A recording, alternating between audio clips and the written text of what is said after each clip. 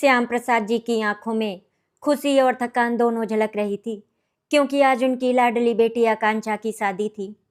बरसों से जिस दिन का सपना देखा था, आज वही दिन सामने खड़ा था। उन्होंने अपनी पूरी जिंदगी की जमा पूंजी, अपनी बचत, यहाँ तक कि कुछ कर्ज लेकर इस शादी की तैयारियों में कोई कमी नहीं छोड़ी थी। बारातियों के स्वागत के लिए खाना, मिठाई, बैठने की व्यवस्था, सब कुछ उन्होंने दिल से कराया था, क्योंकि उनके लिए ये सिर्फ शादी नहीं, बल्कि बेटी के भविष्य की नींव थी। शुरुआत में सब कुछ ठीक चल रहा था। बारात का स्वागत हुआ, रस्में चल रही थी, रिश्तेदार हंस बोल रहे थे। आकांक्षा अपने कमरे में बैठी, 16 श्रृंगार किए हुए, मन में ढेर सारे सपने और थोड़ी घबराहट थी। वो अपने नए जीवन के बारे में सोच रही थी। तभी अचानक माहौल बदल गया। बाहर से किसी के जोर से चिल्लाने की आवाज आई, जो सीधे श्याम प्रसाद जी के दिल को चीर गई। वो आवाज थी उसके समधी किशोर जी की। आवाज में नाराजगी नहीं, बल्कि अपमान और घमंड साफ झलक रहा था। किशोर जी खुले आंगन में आकांक्षा के भाई कुणाल पर बरस रहे थे।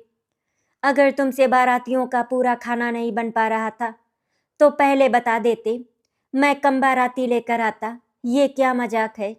हमारे लोग भूखे लौट रहे हैं। उनकी आवाज हर कोने में गूंज रही थी।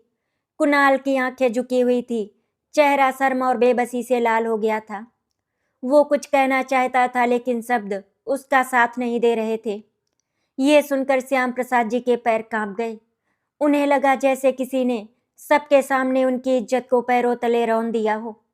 श्याम प्रसाद जी की आंखों से आंसू बह निकले। उन्होंने मन ही मन सोचा, मैंने तो अपनी बेटी की शादी में कुछ भी बचा कर नहीं रखा, फिर भी कमी रह गई। उन्हें अपने हालात याद आने लगे। कैसे उन्होंने रात रात भर जागकर पैसे जोड़े, कैसे अपनी ज़रूरतों को दबाकर बेटी के अरमान पूरे किए। लेकिन आज उसी बेटी की शादी में सबके सामने उन्हें नीचा दिखाया जा रहा था। उनकी चुप्पी उनकी मजबूरी थी, क्योंकि वे नहीं चाहते थे कि बेटी की शादी में कोई बवाल हो। इसी भीड़ में, इन्हीं आवाज़ों के बीच, आकांक्षा का होने वाला पति गौरव खड़ा था। उसने अपने पिता की बातें सुनी और कुणाल का झुका हुआ सिर देखा। श्याम प्रसाद जी की आंखों से बहते आंसू भी देखे। उसके दिल में कुछ टूट सा गया। उसे एहसास हुआ कि शादी सिर्फ दो लोगों का नहीं, बल्कि दो परिवारों का रिश्ता होती है, और अगर शुरुआत ही अपमान से हो, तो ये रिश्ता बोझ बन जाता है। गौरव आगे बढ़ा। उसने सबके सामने अपने पिता को रोका और शांत लेकिन सख्त आवाज में कहा, पापा, आज मेरी शादी है। किसी के अपमान से नहीं, प्यार और सम्मान से ये रिश्ता जुड़ना चाहिए। अगर कोई कमी रह भी गई है, तो उसे यहीं पर खत्म कर दीजिए। पापा, गलती हमारी है। आपने उनको 200 बाराती के लिए बोला था, लेकिन आप 300 बाराती लेकर आए हो, तो फिर आप इन्हें गलत कैसे ठहरा सकते हो? गौरव की बातों से माहौल कुछ शांत हुआ। शादी की रस्में पूरी हुई, आकांक्षा की विदाई हुई, लेकिन उसके दिल में एक अनजाना डर घर कर गया था। क्या यही बातें उसे ससुराल में भी सुननी पड़ेंगी? जब वो अपने नए घर पहुंची, तो बाहर से सब कुछ भव्य और सुंदर लग रहा था, लेकिन भीतर छुपे तानों और अपमान की आहट उसे अभी से महसूस होने लगी थी। और सच में, जैसे जैसे दिन बीतने लगे, आकांक्षा को हर बात पर एक ही ताना सुनने को मिलने लगा, तुम्हारे पिता ने तो हमारी नाक कटवा दी। हमारे बाराती भूखे लौटे थे। इतना कम खाना कौन बनवाता है? आकांक्षा हर बार अपने पिता की सफाई देती, लेकिन उसकी बातें अनसुनी कर दी जाती। वो भीतर ही भीतर टूटने लगी, मगर मुस्कान ओढ़े सब सहती रही। ये सब गौरव चुपचाप देख रहा था, और उसके सब्र का बांध धीरे धीरे भरता जा रहा था। अगले दिन आकांक्षा ने चाय के कप ससुराल वालों के सामने रखे। उसकी सास की आवाज कानों में चुभ गई, चाय तो ठीक है, तुम्हारे घर वालों ने तो शादी में हमें मुंह दिखाने लायक भी नहीं छोड़ा था। ये सुनते ही आकांक्षा के हाथ कांप गए। चाय का कप थरथरा गया, लेकिन उसने खुद को संभाल लिया। वो जानती थी, एक बहू का सबसे पहला कर्तव्य चुप रहना होता है, चाहे दिल कितना ही क्यों ना दुखे। दिन चढ़ता गया और तानों की धार और तेज होती गई। कभी खाने की थाली में रोटी कम होने का जिक्र छेड़ा जाता, तो कभी बारातियों के भूखे लौटने की कहानी दोहराई जाती। हमारे रिश्तेदार आज भी पूछते हैं कि कैसी शादी थी, जहाँ पेट भर खाना भी नहीं मिला। ससुर किशोर जी ठंडी आवाज में कहते, लेकिन उनके शब्दों में जहर साफ झलकता। आकांक्षा हर बार अपने पिता श्याम प्रसाद जी का चेहरा याद करती। वही थका हुआ चेहरा, वही नम आंखें, और उसका कलेजा मुंह को आ जाता। वो धीमी आवाज में कहती, पापा ने जानबूझकर कुछ भी कम नहीं किया था। उनसे जितना बन पड़ा उन्होंने किया, लेकिन उसकी सफाई दीवार से टकरा कर लौट आती, किसी के दिल तक नहीं पहुंचती। रात को जब वो अपने कमरे में जाती तो तकिए में मुंह छिपा कर रो लेती। उसे लगता जैसे वो अपने पिता की गरीबी की सजा भुगत रही हो। उसने तो कभी अपने घर में किसी को भूखा नहीं देखा था, फिर भी आज उसी बात को लेकर उसे अपमानित किया जा रहा था। उसकी आंखों के सामने बार बार शादी वाला दिन घूम जाता। किशोर जी का चिल्लाना, कुणाल का झुका हुआ सिर और उसके पिता के आंसू। वो सोचती, क्या एक बेटे की शादी में इंसान की पूरी उम्र की इज्जत दांव पर लग जाती है? गौरव ये सब देख रहा था। शुरू में उसने सोचा था कि वक्त के साथ सब ठीक हो जाएगा, माता पिता का गुस्सा ठंडा पड़ जाएगा, लेकिन जब उसने देखा कि आकांक्षा हर दिन थोड़ा थोड़ा करके टूट रही है, उसकी हंसी खोती जा रही है, उसकी आंखों की चमक बुझ रही है, तो उसके दिल में एक अजीब सा बोझ भरने लगा। उसे अपनी पत्नी की चुप्पी में छुपा दर्द साफ दिखाई देता था। वो कई बार बोलने के लिए आगे बढ़ा, लेकिन घर का माहौल और बड़ों का सम्मान उसे रोक लेता। एक शाम जब आकांक्षा ने खाने की थाली लगाई तो फिर वही बात उठी। अरे बहू, तुम्हारे घर में तो शायद खाना गिनकर बनता होगा, सास ने ताना मारा। ये सुनकर आकांक्षा की आंखों में आंसू भर आए, लेकिन उसने सिर झुकाकर थाली आगे बढ़ा दी। उसी पल गौरव ने देखा कि उसकी पत्नी के हाथ कांप रहे हैं और उसके आंसू थाली में गिरने ही वाले हैं। उस क्षण उसे एहसास हुआ कि अगर वो अब भी चुप रहा तो ये चुप्पी उसे जिंदगी भर कचौटती रहेगी। गौरव के भीतर का सब्र अब टूटने लगा था। उसे याद आया कि उसने शादी वाले दिन अपने पिता को रोका था, लेकिन शायद वो काफी नहीं था।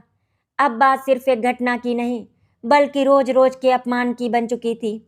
वो समझ गया था कि अगर उसने आज अपनी पत्नी और उसके मायके के सम्मान के लिए आवाज नहीं उठाई तो वो खुद को कभी माफ नहीं कर पाएगी। उसी रात उसने तय कर लिया कि वो इस अन्याय को और नहीं सहेगा, चाहे सामने उसके अपने माता पिता ही क्यों ना हो। आकांक्षा को इस फैसले की भनक तक नहीं थी। वो तो बस यही सोच रही थी कि क्या उसकी पूरी जिंदगी ऐसे ही तानों और चुप्पी के बीच बीत जाएगी, या कभी कोई उसका भी दर्द समझेगा। लेकिन उसके आंसुओं के पीछे गौरव का गुस्सा और हिम्मत धीरे धीरे एक तूफान का रूप ले रहे थे। उस रात घर की दीवारें खामोश थी, लेकिन उन दीवारों के भीतर उथल पुथल मची हुई थी। आकांक्षा अपने कमरे में बैठी चुपचाप आंसू पोंछ रही थी। उसे ये भी नहीं पता था कि उसके आंसुओं ने उसके पति के दिल में कैसी आग जला दी है। गौरव कमरे के दूसरे कोने में खड़ा था। उसकी मुट्ठियां भींची हुई थी और सांसें तेज थी। वो पहली बार ये समझ पा रहा था कि सिर्फ पत्नी का नाम बदल जाना उसे बहू नहीं बना देता, बल्कि जिस घर में वो आई है उस घर की सोच भी बदलनी पड़ती है। उसने धीरे से आकांक्षा की तरफ देखा। वही आकांक्षा जो शादी से पहले हंसते हंसते बातें करती थी, आज चुप्पी ओढ़े बैठी थी। उसी पल गौरव ने तय कर लिया कि अब चुप रहना कायरता होगी। सुबह होते ही घर में फिर वही रोजमर्रा की बातें शुरू हो गई। नाश्ते की मेज पर बैठते ही किशोर जी ने फिर ताना उछाल दिया। हमारे रिश्तेदार फोन करके पूछते हैं कि कैसी शादी थी, तो हम क्या जवाब दें? भूखे लोगों की शादी। ये सुनते ही आकांक्षा का सिर झुक गया, लेकिन इस बार गौरव ने थाली एक तरफ रख दी। उसकी आवाज शांत थी, मगर उसमें दबा हुआ गुस्सा साफ झलक रहा था। पापा, आप बस कीजिए। शादी को कितने दिन हो गए, लेकिन आप लोग अब भी उसी बात को पकड़े बैठे हैं। घर में सन्नाटा छा गया। सास ने हैरानी से बेटे की ओर देखा और किशोर जी की भौहें तन गईं। किशोर जी ने कड़क आवाज में कहा, तुम अपने बड़ों को सिखाओगे कि क्या बोलना है? ये सुनते ही उसने पहली बार अपने पिता की आंखों में आंखें डालकर कहा, मैं सिखा नहीं रहा पापा, बस आपको आईना दिखा रहा हूँ। जिस घर से बहू आई है उसी घर को आप रोज रोज अपमानित कर रहे हैं। क्या यही संस्कार है? ये सवाल सिर्फ शब्द नहीं थे, बल्कि उन तानों का हिसाब था जो आकांक्षा हर दिन सुन रही थी। सास बीच में बोल पड़ी, अगर उनके घर में हैसियत थी तो शादी ढंग से करनी चाहिए। ये सुनकर गौरव का दिल और भी भारी हो गया। गौरव ने गहरी सांस ली और कहा, आप लोग बार बार हैसियत की बात करते हैं, लेकिन कभी ये नहीं सोचते कि उन्होंने अपनी हैसियत से बढ़कर किया। आकांक्षा के पिता ने अपनी सारी उम्र की कमाई लगा दी, तब जाकर ये शादी हुई। अगर खाना थोड़ा कम पड़ गया तो क्या इससे इंसान छोटा हो जाता है? उसकी आवाज़ अब ऊंची हो चुकी थी, लेकिन उसमें बदतमीजी नहीं बल्कि सच का दर्द था। आकांक्षा ये सब सुन रही थी। उसकी आंखों में डर भी था और उम्मीद भी। डर इस बात का कि कहीं बात बिगड़ ना जाए, और उम्मीद इस बात की कि कोई तो है जो उसका दर्द समझ रहा है। किशोर जी को ये सब बर्दाश्त नहीं हुआ। उन्होंने गुस्से में कहा, तुम्हें तो बहू ने अपने बस में कर लिया है। ये सुनते ही गौरव के चेहरे का रंग बदल गया। उसने दृढ़ता से कहा, नहीं पापा, किसी ने मुझे अपने बस में नहीं किया। मैंने अपनी आंखों से सच्चाई देखी है। अगर किसी की इज्जत हर दिन तोड़ी जाएगी तो मैं चुप नहीं रह सकता, चाहे वो मेरे माता पिता ही क्यों ना हों। घर में पहली बार किसी बेटे ने अपने पिता के सामने इतनी साफ बात कही थी। सास की आंखों में गुस्सा था, लेकिन कहीं न कहीं असहजता भी थी। उस टकराव के बाद घर का माहौल और भारी हो गया। किशोर जी बिना कुछ कहे उठकर चले गए और सास ने भी मुंह फेर लिया। आकांक्षा डरते डरते गौरव के पास आई और बोली, आपने मेरे लिए इतना बड़ा कदम उठाया, कहीं इससे बात और ना बिगड़ जाए। गौरव ने उसका हाथ थाम लिया और कहा, अगर सच बोलने से रिश्ते बिगड़ते हैं तो ऐसे रिश्तों को सुधरने की जरूरत है। मैं तुम्हें और तुम्हारे पिता को रोज रोज अपमानित होते हुए नहीं देख सकता। उस पल आकांक्षा की आंखों से आंसू बहने लगे, लेकिन इस बार वे आंसू दर्द के नहीं बल्कि सहारे के थे। गौरव जानता था कि ये लड़ाई अभी खत्म नहीं हुई। उसके माता पिता की सोच रातों रात नहीं बदलेगी, लेकिन उसने पहला कदम उठा लिया था, एक ऐसा कदम जो आगे चलकर पूरे परिवार की नींव हिला सकता था। अब सवाल ये था कि क्या किशोर जी अपने बेटे की बात समझेंगे, या फिर ये टकराव किसी और बड़े तूफान को जन्म देगा। गौरव और उसके पिता के बीच हुई टकराव के बाद घर का माहौल जैसे हमेशा के लिए बदल गया। अब ताने पहले की तरह खुले शब्दों में नहीं, बल्कि चुप्पी और तीखी नजरों में ढल गए थे। सास की आवाज में वो बनावटी मिठास आ गई थी, जो असल में जहर से भी भरी थी। आकांक्षा जब भी किसी काम के लिए आगे बढ़ती तो उसे महसूस होता कि हर कदम पर उसे परखा जा रहा है, जैसे वो बहू नहीं कोई अपराधी हो जो अपने मायके की कमी का सबूत देने आई हो। वो हर सुबह खुद से वादा करती कि आज वो नहीं रोएगी, आज वो सब सह लेगी, लेकिन दिन ढलते ढलते उसके भीतर का धैर्य टूटने लगता। एक दिन घर में रिश्तेदार आए, वही रिश्तेदार जिनके सामने शादी वाले दिन खाने की बात को लेकर हंगामा हुआ था। सास ने जानबूझकर वही बात छेड़ दी, हमारी बहू तो बहुत संस्कारी है, लेकिन इसके घर वालों की तैयारी बस पूछिए मत। सबके सामने आकांक्षा का सिर झुक गया। उसे लगा जैसे किसी ने उसकी आत्मा को नंगा कर दिया हो। वो चाह कर भी कुछ बोल नहीं पाई, क्योंकि उसे बचपन से सिखाया गया था कि बहू का सम्मान उसके चुप रहने में है। लेकिन उस चुप्पी में उसके पिता श्याम प्रसाद जी की इज्जत रोज कुचलती जा रही थी, और ये सोच उसे भीतर से तोड़ रही थी। गौरव ये सब देख रहा था, लेकिन इस बार उसने तुरंत कुछ नहीं कहा। वो समझ चुका था कि सिर्फ गुस्से से बात नहीं बनेगी।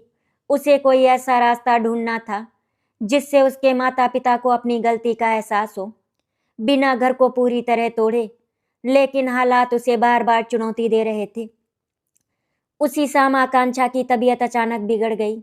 दिन भर के मानसिक तनाव और चुपचाप बहाए आंसुओं ने उसे अंदर से बहुत कमजोर कर दिया था।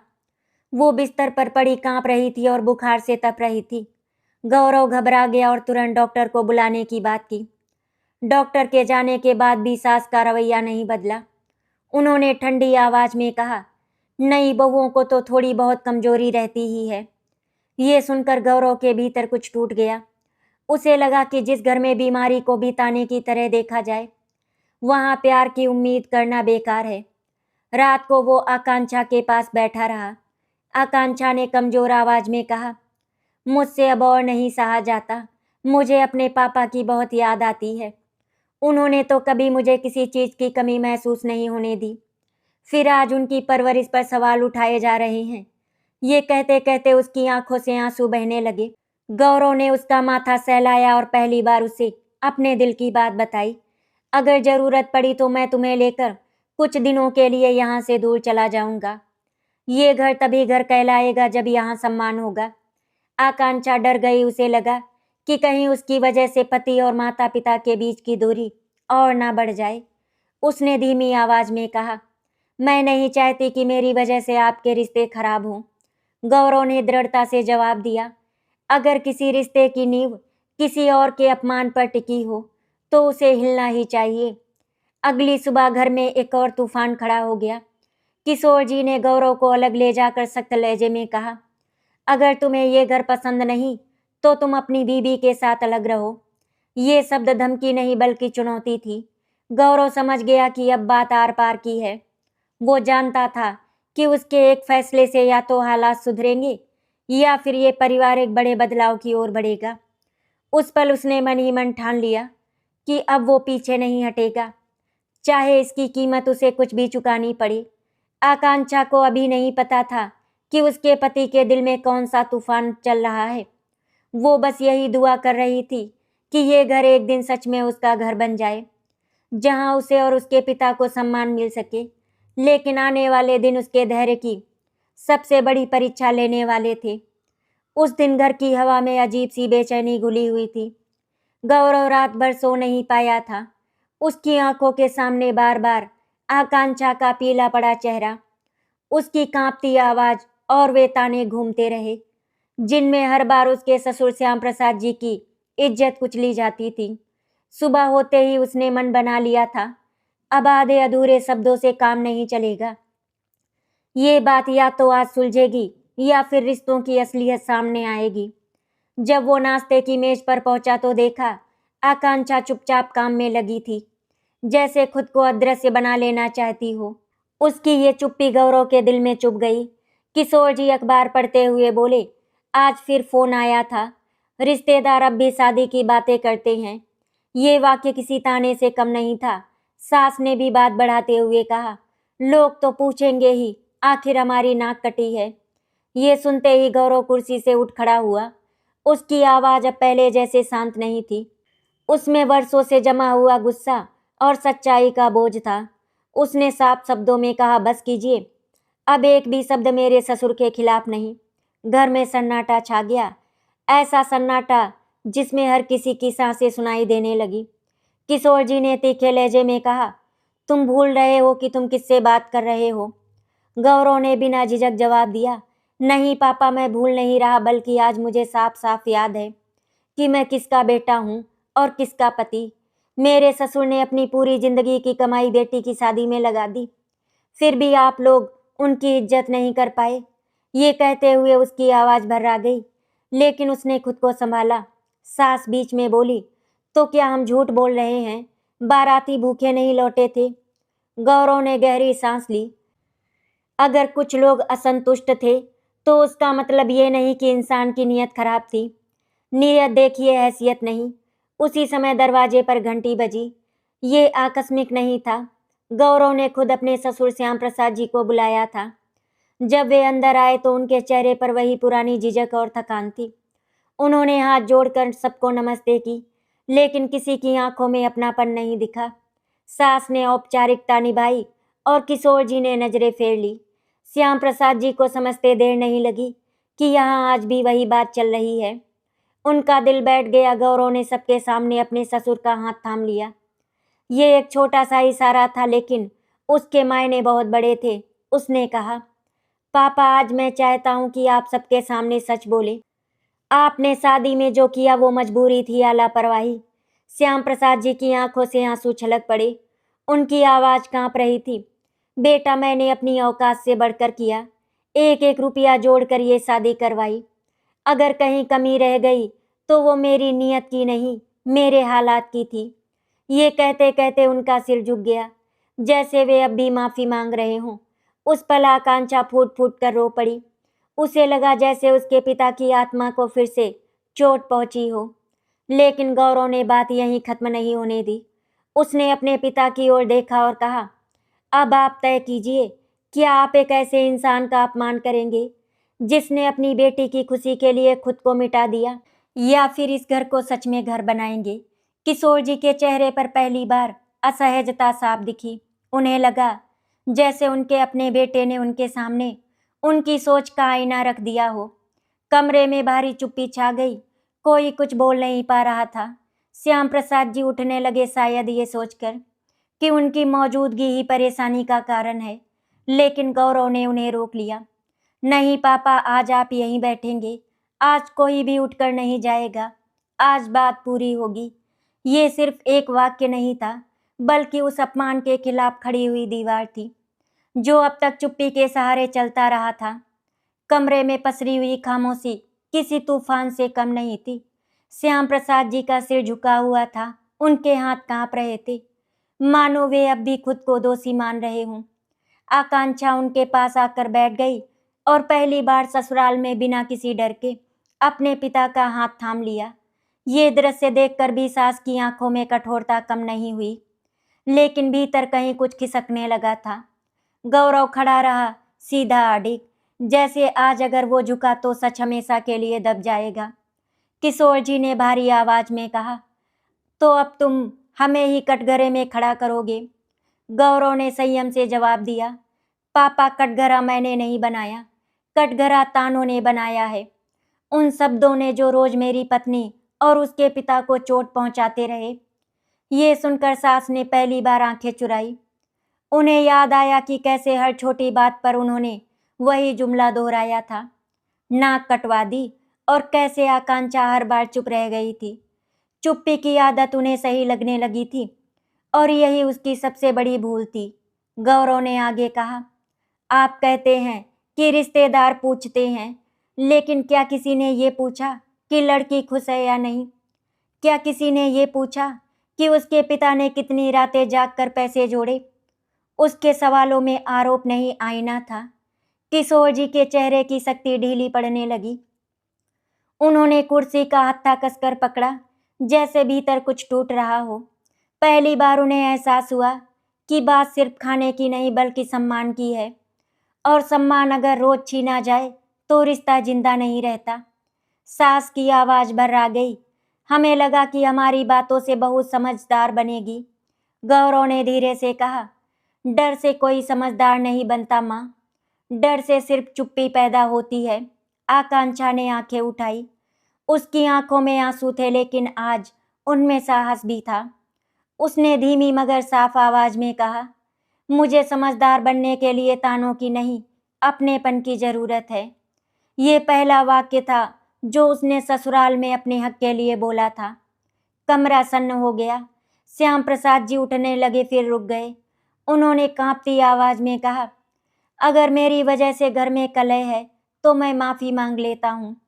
ये सुनते ही गौरव तेजी से बोले, नहीं पापा, आज माफी गलत जगह नहीं जाएगी।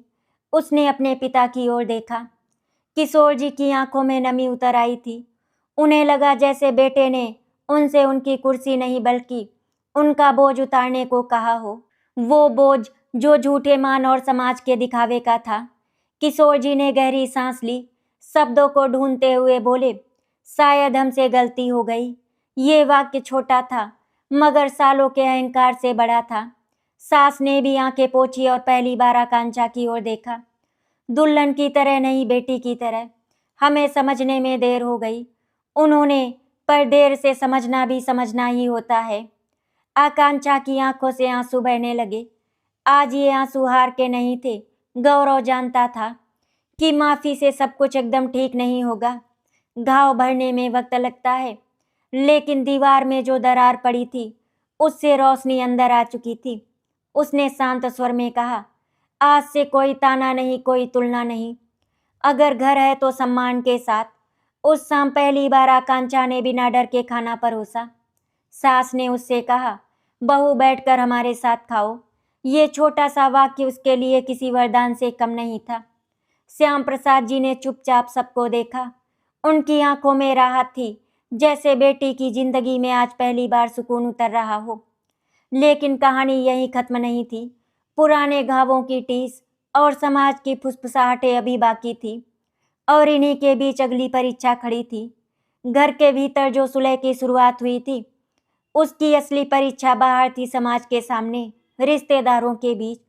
कुछ ही दिनों में एक पारिवारिक कार्यक्रम पड़ा और वहीं रिश्तेदार फिर से घर आए, जिनकी जुबान पर शादी का किस्सा अब भी ताजा था। आकांक्षा के दिल की धड़कन तेज हो गई। उसे लगा जैसे पुराने जख्म फिर से कुरेदे जाएंगे। लेकिन इस बार वो अकेली नहीं थी। गौरव उसके साथ खड़ा था, मौन नहीं बल्कि दृढ़ता के साथ। बैठक में चाय दी जा रही थी कि किसी ने वही बात छेड़ दी, भाई साहब अब तो सब ठीक है ना? उस दिन की कमी, वाक्य अधूरा ही था मगर तीर पूरा लगा। कमरे में एक पल को सन्नाटा छा गया। सास ने आकांक्षा की ओर देखा, जैसे उसकी प्रतिक्रिया पर सब कुछ टिका हो। आकांक्षा ने कप रखते हुए गहरी सांस ली। वर्षों से सिखाई गई चुप्पी उसके भीतर कांप रही थी, लेकिन आज उसने उसे थाम लिया। उसने सिर उठाकर शांत मगर साफ आवाज में कहा, कमी अगर कहीं थी तो हमारी समझ में थी। इंसान को उसके हालात से नहीं, उसके इरादों से तोड़ने की। ये कहते हुए उसके हाथ नहीं कांपे।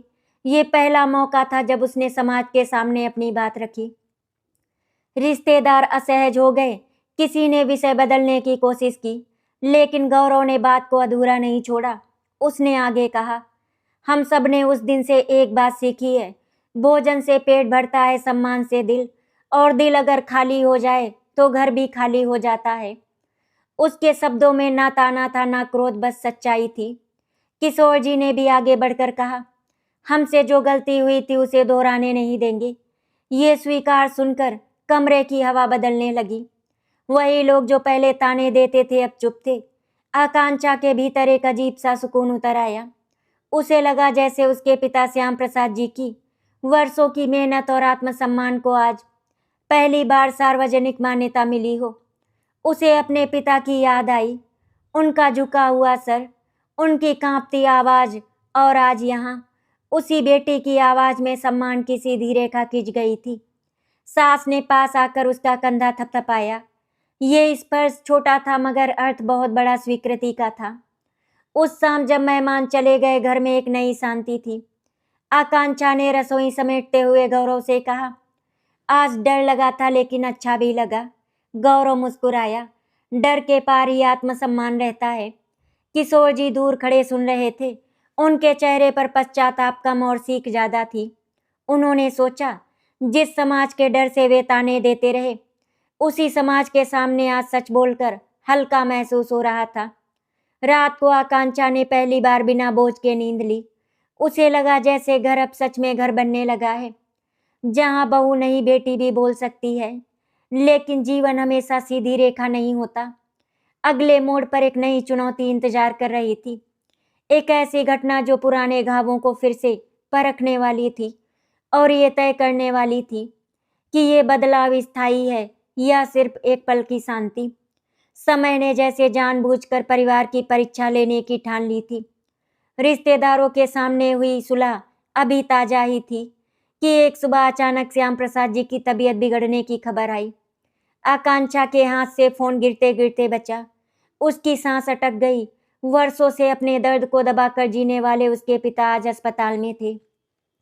न जाने क्यों उसे लगा कि ये सिर्फ बीमारी नहीं बल्कि उन दिनों का बोझ है। वो अपमान, वो चुप्पी, वो डर जो शरीर बनकर सामने आ गया था। गौरव ने बिना देर किए कहा, हम अभी निकलते हैं। किसी ने कोई सवाल नहीं किया। ये पहला संकेत था कि घर बदल रहा है। अस्पताल की सफेद दीवारों के बीच आकांक्षा अपने पिता के पास बैठी थी। श्याम प्रसाद जी की आंखें खुली तो उन्होंने बेटी को देखा और हल्की मुस्कान के साथ कहा, तू परेशान मत हो। ये वाक्य सुनते ही आकांक्षा टूट गई। उसे लगा जैसे सारी दुनिया उसके कंधों पर रख दी गई हो। गौरव डॉक्टर से बात कर रहा था। दवाइयाँ, जांचें, खर्च, सब सुनकर उसे समझ आ गया कि इलाज लंबा होगा। बिना कुछ कहे उसने अपनी जिम्मेदारी बांट ली। सास ससुर भी अस्पताल पहुंचे। सास ने पहली बार आगे बढ़कर श्याम प्रसाद जी का हाल पूछा। उनके स्वर में औपचारिकता नहीं, चिंता थी।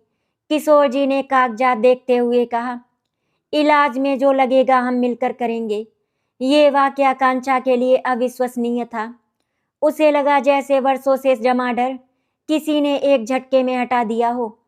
श्याम प्रसाद जी की आंखों में आंसू आ गए। वे पहली बार अपने समधी से ये सुन रहे थे। उन्होंने कांपती आवाज में धन्यवाद कहना चाहा, मगर शब्द गले में अटक गए। उस पल आकांक्षा ने समझा कि रिश्ते तब सच्चे होते हैं जब संकट में साथ दिया जाए। दिन अस्पताल और रात घर, यही क्रम बन गया। सास ने घर की जिम्मेदारी संभाली और आकांक्षा को पिता के पास रहने दिया। गौरव हर शाम अस्पताल आता, रिपोर्ट समझाता, ढांढस बंधाता। ये वही घर था जहां कभी ताने थे, आज वही घर सहारे में बदल रहा था। आकांक्षा के मन में कृतज्ञता थी, लेकिन डर भी, कहीं ये बदलाव क्षणिक ना हो। वो हर छोटी बात को सहेज कर रखने लगी, जैसे किसी अनमोल धरोहर को। इलाज के बीच एक दिन श्याम प्रसाद जी ने गौरव का हाथ पकड़कर कहा, बेटा, तुमने मेरी बेटी को सिर्फ पति नहीं सम्मान दिया है। गौरव की आंखें नम हो गई। उसने जवाब दिया, सम्मान दिया नहीं पापा, उसका हक वापस दिलाया है। किशोर जी दूर खड़े सुन रहे थे। उन्हें लगा जैसे बेटे ने उन्हें भी नया रास्ता दिखाया हो। उन्होंने मन ही मन ठान लिया कि ये बदलाव अब पीछे नहीं जाएगा। संकट की इस घड़ी ने परिवार को एक धागे में पिरो दिया था। आकांक्षा ने महसूस किया कि उसके आंसू अब अकेले नहीं बहते। हर आंसू के साथ एक हाथ है जो उसे थामे हुए है। लेकिन कहानी की परीक्षा अभी और बाकी थी। अस्पताल के गलियारे अब आकांक्षा को डरावने नहीं लगते थे, लेकिन दिल की धड़कनें हर रिपोर्ट के साथ तेज हो जाती थी। डॉक्टर ने बताया कि श्याम प्रसाद जी की हालत स्थिर है, पर उन्हें कुछ समय तक आराम और मानसिक शांति की जरूरत होगी। ये सुनकर सबने राहत की सांस ली, मगर एक सवाल हवा में तैर रहा था, इलाज के बाद वे कहाँ रहेंगे, अकेले या बेटी के पास? ये सवाल साधारण नहीं था, क्योंकि इसके साथ सम्मान, अपनापन और परिवार की असली सोच जुड़ी थी। किशोर जी ने घर लौटते वक्त गाड़ी में चुप्पी तोड़ी। उन्होंने कहा, डिस्चार्ज के बाद श्याम प्रसाद जी हमारे साथ रहेंगे। ये वाक्य किसी आदेश जैसा नहीं, बल्कि आग्रह जैसा था। सास ने सहमति में सिर हिलाया। आकांक्षा की आंखें भर आई। ये वही घर था जहां कभी उसके पिता का नाम ताने की तरह लिया जाता था, और आज वही घर उनके लिए आश्रय बनने जा रहा था। गौरव ने आकांक्षा की ओर देखा। उसकी आंखों में कृतज्ञता और डर साथ साथ थे। डर इस बात का कि कहीं ये बोझ ना बन जाए, कृतज्ञता इस बात की कि उसे सम्मान मिल रहा है। घर में तैयारी होने लगी। एक कमरा श्याम प्रसाद जी के लिए सहेजा गया, हवादार, शांत, उनकी पसंद की कुर्सी और किताबों के साथ। सास ने खुद उनके लिए हल्का भोजन तय किया। ये सब देखकर आकांक्षा का दिल भर आया। उसे लगा जैसे उसके पिता की वर्षों की तपस्या आज रंग ला रही हो। किशोर जी ने रिश्तेदारों को साफ संदेश भिजवाया, अब इस घर में किसी की हैसियत पर बात नहीं होगी। ये वाक्य समाज के लिए भी एक रेखा था। डिस्चार्ज के दिन श्याम प्रसाद जी ने घर में कदम रखा तो उनकी आंखें नम हो गई। उन्होंने धीमी आवाज में कहा, मैं बोझ नहीं बनना चाहता। सास ने तुरंत जवाब दिया, आप बोझ नहीं, परिवार हैं। उस पल आकांक्षा को लगा जैसे उसका दिल किसी ने थाम लिया हो। गौरव ने पिता के कंधे पर हाथ रखा और कहा, ये घर आपका है। किशोर जी चुपचाप खड़े रहे। उनकी चुप्पी अब ताने नहीं, स्वीकार थी। दिन बीतने लगे, घर में एक नई लय बन गई थी। श्याम प्रसाद जी की मुस्कान लौटने लगी। वे शाम को आकांक्षा के साथ बैठकर चाय पीते, गौरव से किताबों पर बात करते। सास ससुर का व्यवहार स्थिर और स्नेहिल था, दिखावा नहीं। आकांक्षा समझ गई कि बदलाव सिर्फ शब्दों से नहीं, रोजमर्रा की आदतों से आता है, और ये बदलाव टिकाऊ लग रहा था। एक शाम किशोर जी ने परिवार को बैठाकर कहा, मैंने समाज के डर में गलतियां की, पर आज मैं वादा करता हूँ किसी के आत्मसम्मान पर आंच नहीं आने दूंगा। ये वादा सार्वजनिक नहीं था, लेकिन परिवार के लिए सबसे बड़ा था। आकांक्षा ने महसूस किया कि उसकी लड़ाई अब अकेले नहीं रही, ये पूरे घर की सीख बन चुकी थी। सुबह की धूप खिड़की से छनकर कमरे में आ रही थी। वही कमरा जो अब श्याम प्रसाद जी का था, शांत, सादा और सुकून से भरा। आकांक्षा उनके लिए चाय लेकर आई तो उन्होंने मुस्कुराकर कहा, आज चाय में मिठास ज़्यादा है। आकांक्षा हंस पड़ी। ये हंसी महीनों बाद दिल से निकली थी। उसे एहसास हुआ कि घर की सबसे बड़ी जीत शांति होती है, वो शांति जो सम्मान से जन्म लेती है। उस दिन घर में कोई रस्म नहीं थी, कोई बड़ा आयोजन नहीं, बस एक सामान्य दिन, और शायद यही उसकी सबसे बड़ी खासियत थी। किशोर जी बैठक में बैठे अखबार पढ़ रहे थे। उन्होंने आकांक्षा को पास बुलाया और धीमी संजीदा आवाज में कहा, बेटी, मैं तुम्हारे पिता से माफ़ी नहीं, सीख लेकर आगे बढ़ना चाहता हूँ। ये कहते हुए उनकी आंखें नम थी, लेकिन आवाज में दृढ़ता थी। आकांक्षा ने पहली बार बिना झिझक उनके पैर छुए। ये परंपरा नहीं, अपनापन था। सास ने रसोई से आवाज दी, बहू, आज तुम्हारी पसंद की सब्जी बनेगी। ये छोटा सा वाक्य किसी आशीर्वाद से कम नहीं था। आकांक्षा ने समझ लिया, सम्मान बड़े भाषणों से नहीं, रोज की छोटी छोटी बातों से साबित होता है। गौरव काम पर जाने से पहले आकांक्षा के पास रुका। उसने कहा, आज तुम बदली हुई लग रही हो। आकांक्षा ने जवाब दिया, नहीं, आज मैं खुद जैसी लग रही हूँ। ये फर्क था। पहले वो ढलती रहती थी, आज वो खड़ी थी। घर के दरवाजे से बाहर निकलते वक्त गौरव ने पीछे मुड़कर देखा। माँ पिता श्याम प्रसाद जी के साथ बैठे हंस रहे थे। उसे लगा जैसे वर्षों पुराना बोझ उतर गया हो। उसने मन ही मन तय किया कि वो इस घर में कभी भी किसी का सम्मान गिरने नहीं देगा। दोपहर को रिश्तेदार आए। इस बार बातें बदली हुई थी। कोई शादी की कमी नहीं पूछ रहा था, बल्कि श्याम प्रसाद जी के स्वास्थ्य और आकांक्षा की खुशी की चर्चा थी। किशोर जी ने साफ शब्दों में कहा, हमने सीखा है, इज्जत बचाने के लिए इज्जत देनी पड़ती है। ये वाक्य पूरे कमरे में फैल गया जैसे अंतिम मुहर। आकांक्षा ने महसूस किया कि उसके पिता का सिर आज सच में ऊंचा था। शाम को आकांक्षा छत पर खड़ी सूरज को डूबते देख रही थी। उसने सोचा, दर्द जरूरी था क्योंकि उसी ने उसे बोलना सिखाया। अपमान जरूरी था क्योंकि उसी ने सम्मान की कीमत समझाई। अगर वो सब ना होता तो शायद ये घर भी ना बदलता। गौरव उसके पास आया और बोला, चलो नीचे चले, परिवार इंतजार कर रहा है। परिवार, ये शब्द आज उसे सच में अपना लगा। रात के खाने पर सब एक साथ बैठे। श्याम प्रसाद जी ने आशीर्वाद देते हुए कहा, जहाँ बेटी का सम्मान होता है वहाँ घर में लक्ष्मी अपने आप आती है। सास ससुर ने सिर हिलाया। आकांक्षा की आंखें भर आई, लेकिन ये नमी कृतज्ञता की थी। उसने महसूस किया कि उसका सफर आंसुओं से शुरू होकर आत्मसम्मान पर खत्म हुआ है, और इस तरह एक शादी से उपजा दर्द एक परिवार की सीख बन गया। ये कहानी किसी जीत या हार की नहीं, बल्कि गरिमा की वापसी की थी, जहाँ एक बहू ने चुप्पी तोड़ी, एक बेटे ने सच का साथ दिया, और एक परिवार ने अहंकार छोड़कर इंसानियत चुनी, और सबके सब आज एक दूसरे के साथ बहुत खुश हैं। श्याम प्रसाद जी को आज अपने दामाद पर बहुत ही गर्व महसूस हो रहा था। आशा करती हूँ आपको हमारी कहानी अच्छी लगी होगी। अगर आपको हमारी कहानी अच्छी लगी तो वीडियो को लाइक एंड शेयर करें, चैनल को सब्सक्राइब करें। वीडियो देखने के लिए आपका धन्यवाद।